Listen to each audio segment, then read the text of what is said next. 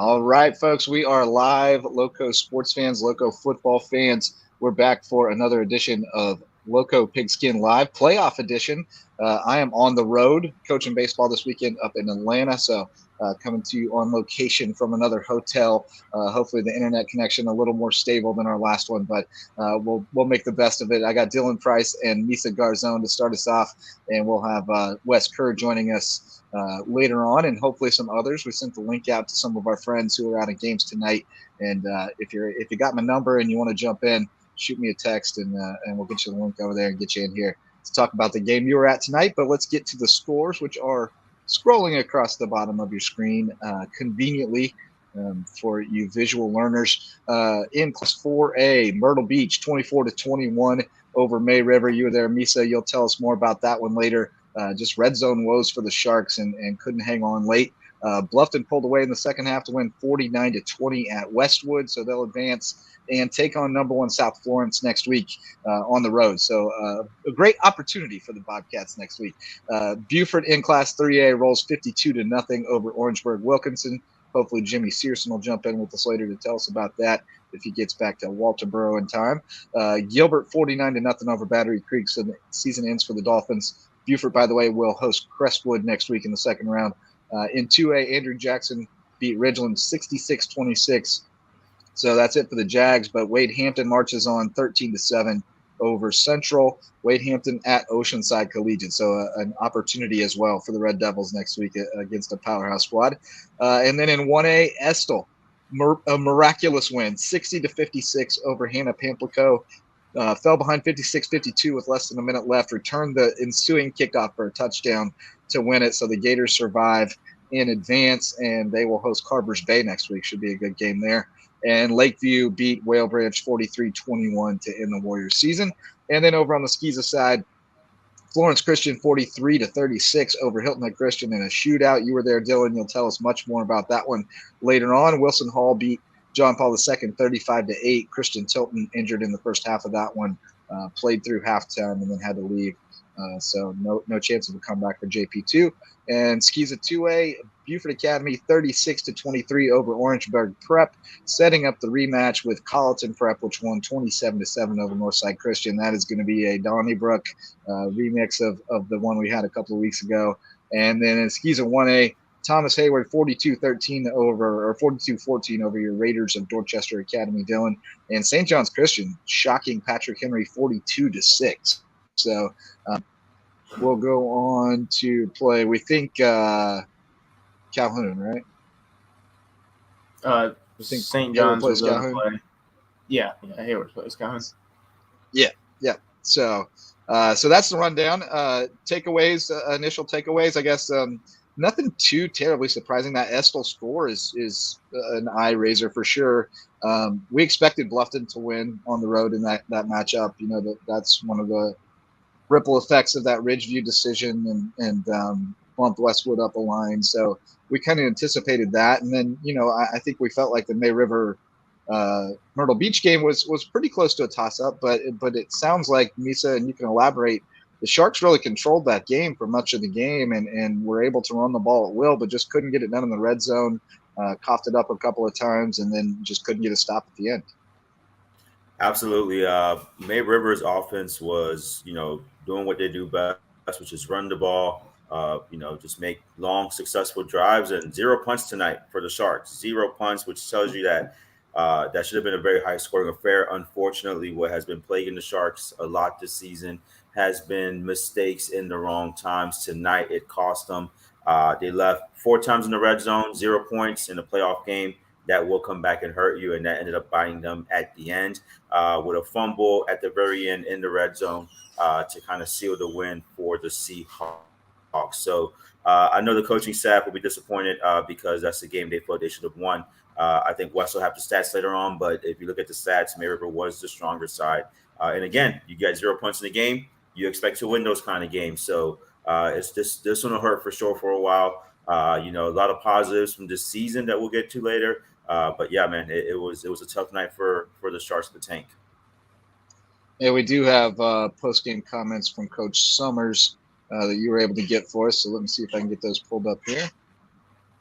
Here from Coach Rodney Summers after a tough loss for May River. Coming up right here. All right, we are here with Coach Rodney Summers, head varsity coach of May River High School. Coach, let's talk about tonight's game. A very tough first-round loss to a solid Myrtle Beach squad. What are your thoughts on tonight's match? Yeah, we just came a little short, and again, offense battled their butts off. Defense did the same thing, and a high-powered offense of Myrtle Beach just was able to, get us there at the end. We had an opportunity to come down and score and, put ourselves in a position to tie it up earlier. We decided to go for it on fourth down. Hindsight, wish we'd have maybe tried to kick the field goal. Would have put us in a tying position, but just didn't feel confident in the kicking game from practice this week. So didn't have the confidence from what we saw in practice in the field goal unit. So again, kind of one of those deals. And we've been converting fourth downs all night, so just fell up short tonight. And then we come down again, had another opportunity to score at the end, and coughed it up right there inside the 20. So a couple turnovers, and if you lose the turnover battle, you tend to lose the game if that happens. Now let's talk about the season. Had a young quarterback in Tanner Macy, very strong running game, strong offense. We know we expect this season, but what are your thoughts on the season overall? Yeah, for the guys to battle back and to get to 500 was just a tremendous job. And kind of looked all year going into the season. It kind of felt like this team was about a 500 team. And they came to, hit that mark. And we could have pulled this one off tonight. Would have definitely put us in the win column and guaranteed us, an opportunity to move on. But fell a little short. And I'm just so excited for these guys. And seniors are going to move on and do great things. And they're going to learn from these hard, tough times. I told them, and lean on it and lean on each other, and just grow. And I can't wait to see them be so successful in whatever they choose to do in their endeavors when they leave May River. All right, thanks, Coach. All right, so yeah, a little somber mood there, obviously, and I think there's definitely a little bit of a feeling of missed opportunities, with the way the season unfolded. You had opportunities to win a couple of games that got away, and then obviously this one stings because you're talking about a young team and development, and getting that extra game, that extra playoff game means so much, that extra week of practice. So this one definitely stings a little bit. But, Jaden Jones, what a tremendous player he's been, and I've really enjoyed watching him. And, I hope he gets an opportunity at the next level. I know he's got some, kind of soft offers out there, and he's checking out the market. But certainly he's an outstanding player, and wish him well down the road. And, it's good that Garrett Demmel got a chance. It's unfortunate that it was an injury to Tanner Macy, but he got a chance to start tonight and put him in a position to win. So that's a good thing to see. And as a May River staffer, how you feeling about the program going forward? No, Jaden Jones was phenomenal tonight. He had 112 yards, I believe, in the first half alone. And they weren't able to stop him too much in the second half. Demo came in and did a great job managing the offense. A lot of questions were up in the air about how was the offense going to look like tonight, with Tanner out. But Garrett was very solid as well. Offensively, again, 0 punts in the game. Myrtle Beach in their very last possession will end up winning the game-winning drive. Before that, like Coach Summers said in the interview, they had a chance to kick a field goal on fourth down, but I know there were some injury issues with Nathan Dodson, the kicker. So they chose to go for it, turnover on downs. Myrtle Beach then proceeded to just make a phenomenal drive. They converted on 3 or 4 fourth down attempts in that drive, in that game-winning drive, which, it's just that's crushing for a team. But Tanner Macy had a great season. We saw him grow up, the offense as well. Replacing Jones and Perry is going to be huge. Those are two north-south players. They're going to be tough to replace. But I think that, our young wide receiving core, had a good growing developmental season. And you'll see a lot of that next season defensively as well. And I believe, with these young guys, there were a lot of tears, a lot of disappointment, a lot of anger at the end of the game. I think they're going to use this, this feeling of loss and, that we should have had this game. As a coach, games that, you lose against teams that are better, those are kind of easier to swallow, even though they still suck. But when you were the stronger side, and I believe Mary was the stronger side, all bias aside, those are tougher to swallow because that you should have won that game, and they should have been prepping for West Florence. Unfortunately, they were prepping for their end of season meeting. But very proud, tough schedule to start. It's a very competitive region, as we saw in the region matchups. And they were able to have a decent season. The final standings may not show they had a 500 season, but if you look at this team and how they played, they had some very tough games, played very competitively. And I think they're going to build on this, and the staff will kind of regroup and see what they need to do for next year to kind of take that next step. And then, dethrone James Island in the region championship. You got Bluffton coming up on the backside. They're having a strong season. And then hopefully next year, kind of get past this hump of the first round. And as a soccer coach who's lost to Myrtle Beach the last 2 years, we got to beat Myrtle Beach at some point. Somebody in Mid River, please beat Myrtle Beach for us. Yeah, they can be a bugaboo in a lot of sports. It seems like Hilton Head's had their fits with them too. So over the years, now it's your turn, I guess. But Dylan, you were over at Hilton Head Christian. I hate to lead with all bad news, but that's who we got on the show right now. So Hilton Head Christian, another team that started off a little rocky. They really hit their stride. Looked like a state championship contender again, and we talked as soon as the brackets came out about this was not going to be an easy matchup. Florence Christian was kind of a little bit of a sleeper in the sense that they started the season awfully slow, but they hit their stride and really got rolling. And man, they were rolling tonight. It was a heck of an offensive shootout. Tell us about it. Yeah, I expected. I had in my mind. I said, Florence Christian really controls the clock. That they can win this game, and that's really what happened. Because when Hilton Head had the ball, they scored. I think they punted one time and then had 2 turnover on downs in the red zone. But every time after that, they scored, and they were scoring fast. So Florence Christian really just kept the ball away from them. They got the ball with 10 minutes left and then scored, and 3 minutes were left in the third quarter. So they just played like that. And then Florence Christian, they did not pass the ball. I think they threw 2 screen passes, and then that was it. They just ran. They got down in the bone and just ran, off tackle, and really just outwilled Hilton Head Christian. And then there was a little bit of miscommunications from Hilton Head Christian. You could see it on the sidelines with the coach and Dylan Clark. And, Dylan did have an interception that led Florence Christian to score a touchdown to make it 14-0 in the game. So I knew this was going to be a tough one, but I knew if Florence Christian could control the ball, I thought they were going to come out on top, and that's what happened. But, it's tough to see Hilton Head Christian go because I think they're the better team than Florence Christian, but I think Florence just played better tonight and really controlled the game, and they stuck to their game plan, and they didn't get off the track. And that's how most teams get off track with Hilton Head Christian. They try to play with you and score as fast as they score, but you can't do that when you're playing that team. So, credit to them. But, man, it's crazy to think that Hilton Head Christian is just losing in the first round. You haven't heard that in a while. And some of the some of the big-name guys, leaving, like Matthew Scarpa. He's had a heck of a career there, 2 state championships that I know of. So he's just been a guy. And then, Dylan Clark, he's forming into the quarterback you want him to form into. So it's looking good for next year. But tough loss for the Eagles. But it definitely wasn't like a first-round embarrassing loss. This is a hard-fought game for both teams. So well-respect Florence Christian. Yeah, and I think it was a tough matchup for them. You go back just a couple of weeks ago to the way that Christian Tilton was kind of able to carve them up in the first half with the option, and you think about that flex bone stuff that they run, that Florence Christian runs, and you can see where that could be problematic for them because they got some dynamic dudes running it too. So I felt like it was a tough matchup for them. I thought they might come out of it, but tough way to go, but also part of the new SCISA landscape, right?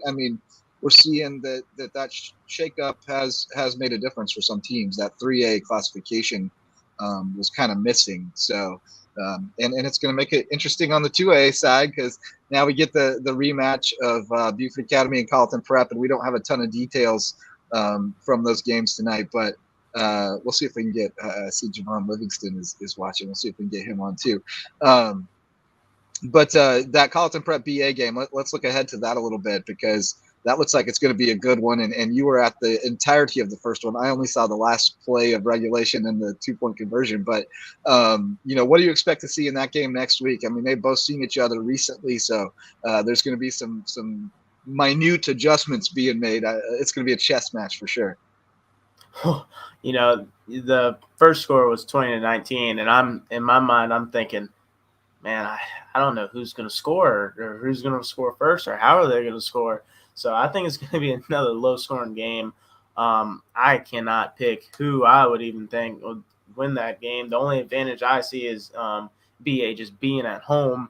But, man, you called them Prep. They haven't taken a step down after that loss. They've only elevated. And then BA has, won some games after that. So I think it's probably going to be one of the best matchups we have seen in a while. And the good news is, whoever wins, we do get a Lowco team in the state championship. So that is great news. But, with BA, you got to be thinking it's kind of hard to beat a team twice, especially since you just only beat them by one. And it really it came down to, error on Carlton's part because they had the play at the end for the 2-point conversion. It just needed the ball needed a little bit more air on it, and Carlton Prep wins that game. So it's a flip of the coin. I'm excited for that game. I'm really excited to see if the coaches change anything up because both coaches showed almost everything they had offensively in that game, and it still was a low-scoring affair. So I'm expecting maybe a 8-0 or 8-7 type game. Just a hard-fought one. I know Mark Clifford is gonna drain the clock. So will Langdale. So it's gonna be a quick one, but it's sure gonna be action-packed. And maybe we'll see a little bit more passing from both teams. I mean, it's going to be I can clearly not drink from the cup in front of you, but I can clearly not drink from the cup in front of me situation. I think they're gonna both be trying to outthink each other to the point that they might overthink it. So it's going to be pretty interesting to see how it shakes out. But definitely a great matchup, and it guarantees that we'll have a Lowco team in that 2A championship. And then we'll see about the 1A championship. Thomas Hayward's still alive after beating Dorchester 42-14. I do have a few stats from that one. Let's see here. Josh Gibson with a touchdown reception, as well as Tyshawn Mansell. Fripp a rushing touchdown. Antonio touchdown. 2 rushing TDs and a touchdown reception. So 3 more for Tony. 7 the last 2 weeks for the freshman phenom. Thomas Hayward, not going to be easy next week, but, I still like them. Again, they haven't lost to a 1A team in a long, long time. So I still like them to win next week. But, you and I were talking before we went live that we still think Robert E. Lee Academy, they've dropped the Robert E. We can't figure out who that's named after. Lee Academy is probably the class of 1A, I think. But Hayward, still the king, still somebody knocks him off. Yeah, for sure. You don't want to look too far ahead, but you're kind of looking at the bracket and you're expecting Lee and Thomas Hayward to be the teams in that state championship. And the scary thing with Lee is they've been there 2 years in a row and they've lost to Thomas Hayward. So that being said, they are out to get anybody in their way. And, I think they would be mad if they're not playing Thomas Hayward in the state championship with how their season is going. But, you can't count out Thomas Hayward. I said this in the podcast. Thomas Hayward's not a team you want to face in the playoffs, not even in the state championship. So, it's okay to face them in the regular season, but in the playoffs, they're just a different team. And you saw that tonight. Granted, DA is on the low right now, dropping. I think that was the 5th straight loss tonight. So it wasn't a talented DA team, but not a motivated DA team. But man, it's hard to count out. Yeah, they've been struggling a little bit. Yeah. And Thomas Hayward they're just a different animal when it comes to the playoffs. So it's hard to count them out. I expect they get the win next week against Calhoun. That'll be a tougher matchup than tonight. But Calhoun likes to run the ball a little bit like Patrick Henry does. So I expect Tony O'Banner and Anthony Fripp both combined for another 20 tackles next week and probably even 300 rushing yards like they did against Patrick Henry. We do have some highlights from the BA game, so we'll get those rolling from WSAV. Many thanks to them for sending over some highlights tonight to help us out. Should have some more coming over as well, but here we go with the BA highlights. Hopefully. Hotel internet.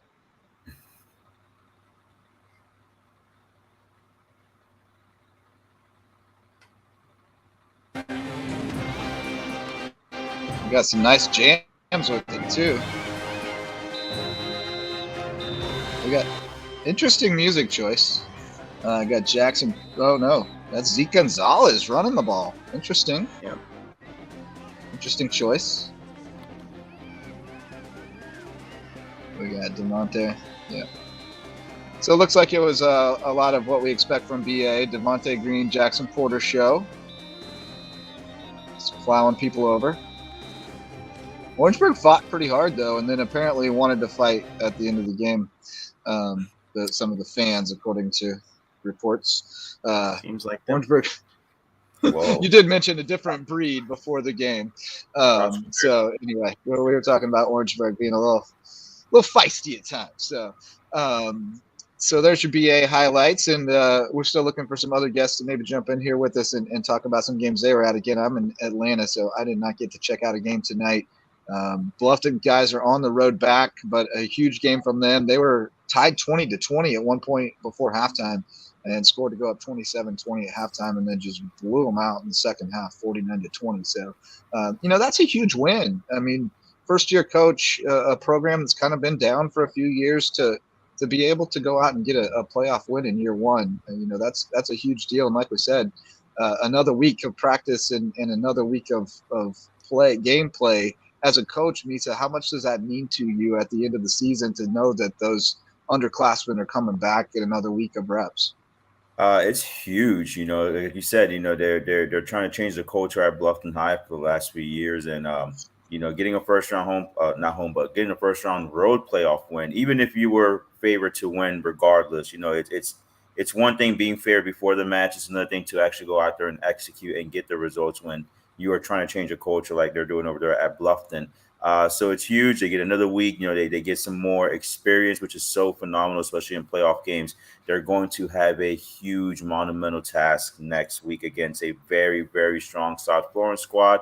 But hey, I'd rather play than watch, as a coach and as a player. So I'd rather go out there and face the big dog and see what we can do against, a Syracuse commit of a quarterback who's had a phenomenal season and a very, very strong team. If you look at their stats and their scores, they've just been on a whole different level. I saw on social media that, it was 27-20, and then they got a goal line stop to end that first half, and then they didn't let them score in the second half. So I think it's huge. I think they're, excited tonight, enjoy the win tonight, and then, tomorrow, maybe with the weekend, and then get back to work Monday. They get to practice another week. And then next Friday, they're going to see what they can do against what's probably one of the top contenders in 4A against South Florence.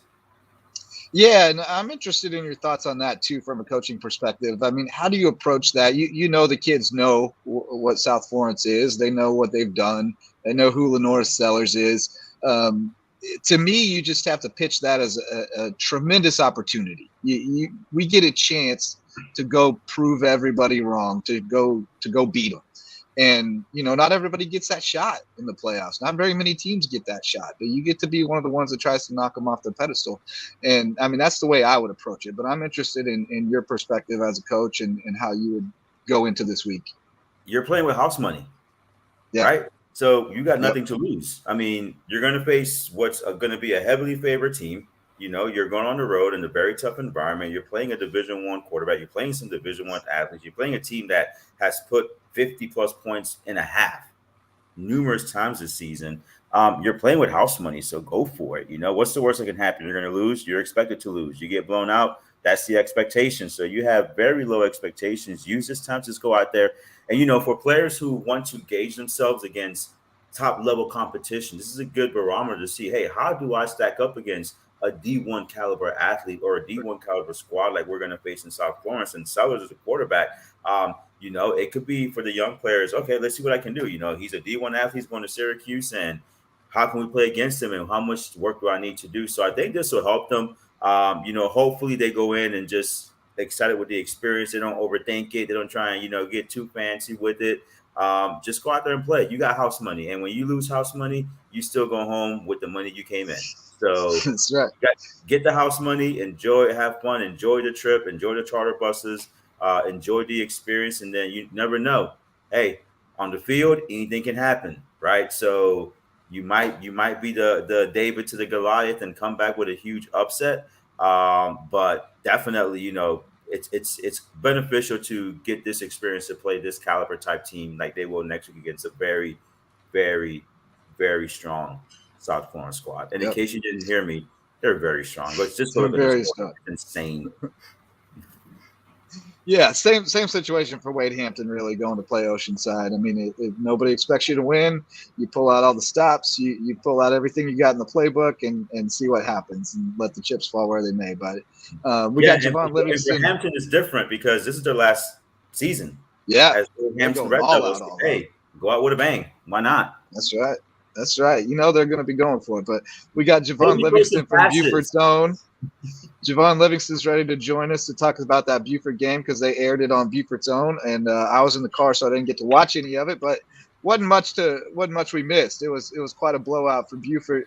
Tell us about it, Javon. Just a dominant performance from the Eagles. Yeah, basically so. I mean, they started off. Orangeburg actually wound up.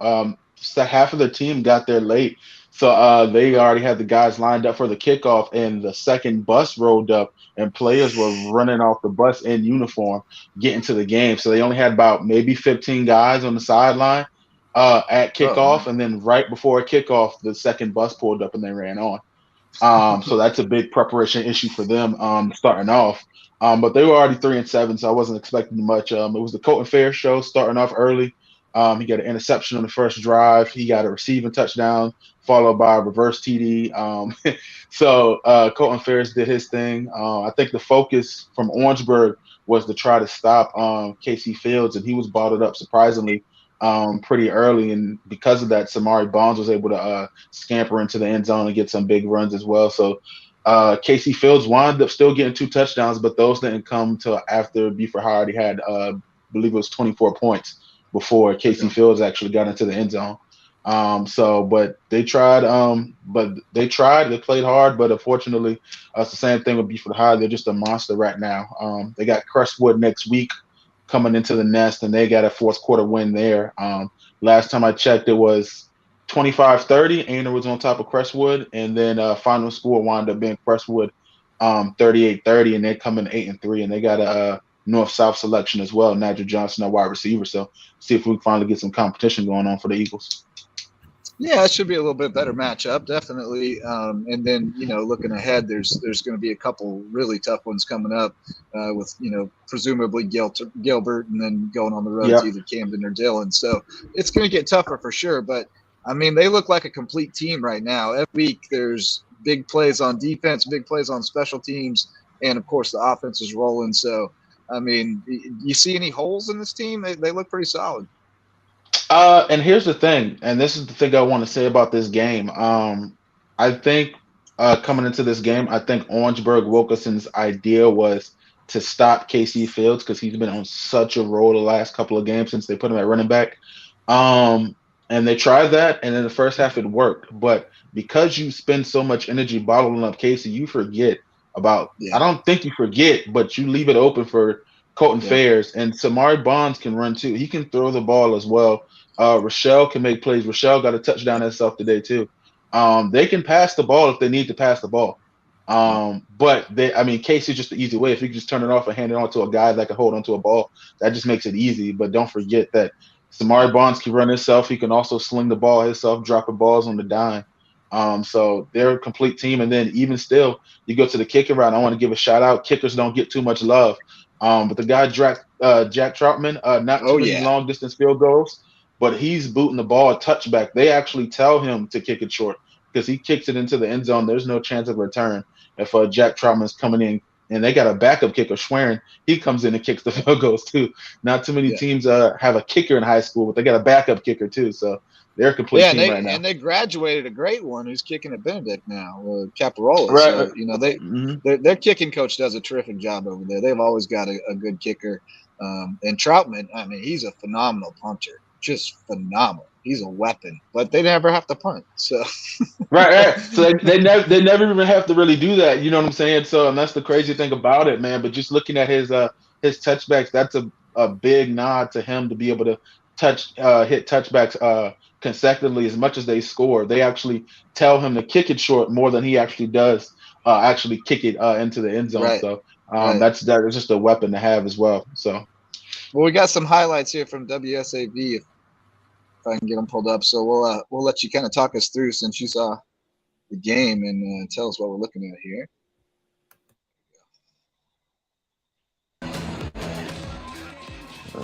Got the crazies. All right, yep, that was another example of them keying on Samari Bonds, and that was just a fake handoff, and he took that one straight into the end zone right there. Yeah, he's pretty lethal. Mm-hmm. And this is Mack, and what I've been seeing from Mack, and he's going to get sacked right here. Mack showed some great athleticism, but it didn't lead to much of nothing as he didn't get any help with receivers who dropped some wide open touchdowns. And this was KC finally getting into the end zone. That was his first one finally getting in the second half there. Good crowd out there tonight. Crazies getting crazy. Of course, at the end of each game, they're blowing everybody up. They start playing closing time with about 3 or 4 minutes left in the game. Each game, so they go crazy, especially when they play Sweet Caroline. And that was the one big catch of the game on Lamar Knight. Jamar Knight actually went out of the game. Speaking of Lamar, Jamar Knight went out of the game too after he got an interception and got tackled low. So hopefully he winds up being okay. But yeah. Yeah, they need him definitely. Those guys have been terrific in the secondary. They don't get a lot of love. Mm-hmm. Lamar and Jamar don't get a lot of love because there's not a lot of stats to talk about. But man, they're locking it down out there. So yeah, that's the sad part about playing good defense as a DB. So yeah, I mean, there's a lot of unsung heroes on that team though. Casey Fields getting a lot of love, but that offensive line doing a lot of work. So that's the way it goes. Some roles just they don't get the spotlight, but you understand that, right, Dylan? You guys in the trenches know what your role is, and 100%. You wear it as a badge. Oh yeah, you gotta love it, Right on, man. Well, we appreciate you, Javon, and you're doing a great job airing those games. Really appreciate that. I wish more teams would get on board with that because that's really a cool thing that you're doing. So we appreciate you. We support you, and let us know how we can help you out, man. All right, no problem, man. Like I said, anytime, any Friday, I'm welcome to come on after any game. We're going to keep this rolling in the basketball season as well. So if you want me on, just let me know, and I'll be sure to tune in as well. So, man, and like I said, you're doing a good job. I'm tuning in every week, too. See what you guys are talking about. So it's doing pretty good, man, especially with you being on the road all the time with your son and all that. Yeah, well, this is the last one for the season, so it should chill out after this. But we appreciate you, man, and we'll holler at you later. We'll definitely get you on next week to talk about that game against Crestwood. All right, man. Have a good one. All right. Thanks, Javon. All right, guys. Well, let's take a quick break and get to some ads, and then hopefully Wes will be able to join us in the second half. We don't have a whole lot more to talk about, but we'll wrap it all up and send everybody to bed here in a bit. But first, let's hear from our sponsors here on Lowco Pigskin Live. This podcast is made possible by our sustaining sponsors. Our original sponsor, Mickelson Law Firm, the official real estate attorneys of LowcoSports.com. Go see Ryan and Tiffany and the Mickle Squad for all your legal needs and support the local businesses that support Lowco. Local Pie, official pizza sponsor of Lowco Sports.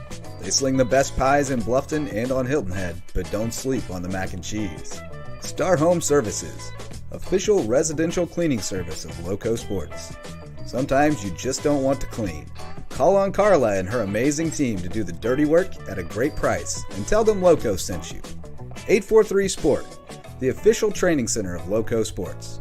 No matter your game, 843 Sport is the place to take it to the next level. They're bringing all the area's top trainers and some of the best elite travel teams from various sports under one roof at 843 Sport. DDS Web Design, the official SEO experts of Lowco Sports. If you have a business and you want to get found, look no further than DDS. They can build an attractive and effective website loaded with all the cutting-edge SEO tools you need to show up where people are looking, on Google. Dave and Denise will get it done. Additional support provided by Cannon Specialty Services, Bluffton Pest Control, Next Move, The Fit Club in Belfairtown Village, and our Patreon members. Join today for $1 or more per month at patreon.com/LowcoSports to get early or exclusive access to our local sports content and exclusive Lowco swag. And thank you to our past recurring sponsors, including Horizon Rehabilitation and Physical Therapy, Coastal Plains Insurance of the Lowcountry, 4M Metals, Hilton Head Insurance and Brokerage, Brody's Bar and Grill, and AGC Gutter Company. Thank you for supporting our mission to create quality local sports content that celebrates our teams and athletes. Go Loco!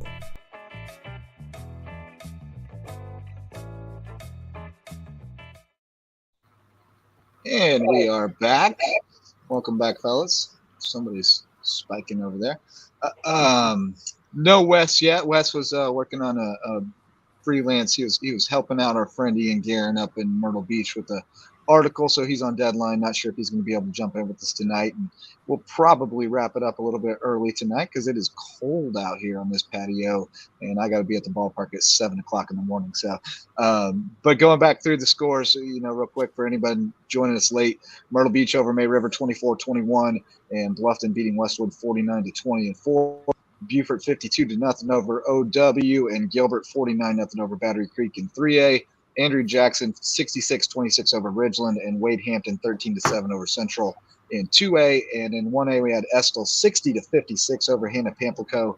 Returned a kickoff for a touchdown in the last minute after surrendering the lead. So great win there. Lakeview beat Whale Branch 43-21. And in Skeeza 3A, Florence Christian 43-36 over Hilton Head Christian, and Wilson Hall 35-8 over John Paul II. So we will not get a 3A team in the finals, but we will get a 2A team because BA beat Orangeburg Prep 36-23, and Colleton Prep beat Northside Christian 27-7. So they're going to match up in the semifinals. And Thomas Hayward's still alive in 1A after beating Dorchester 42-14.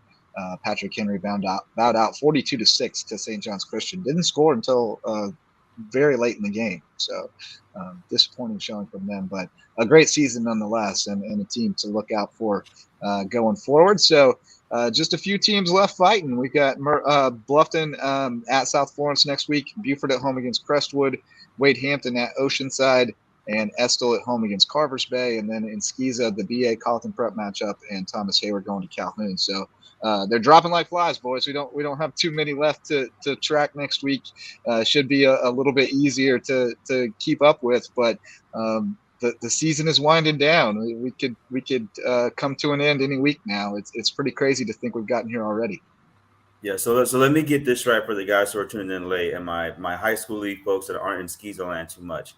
So Dylan, what you're telling me is next week for the BA Colleton Prep game, I should not expect an Estill Hannah Pamplico score. Okay. No, not at all. I would not. No.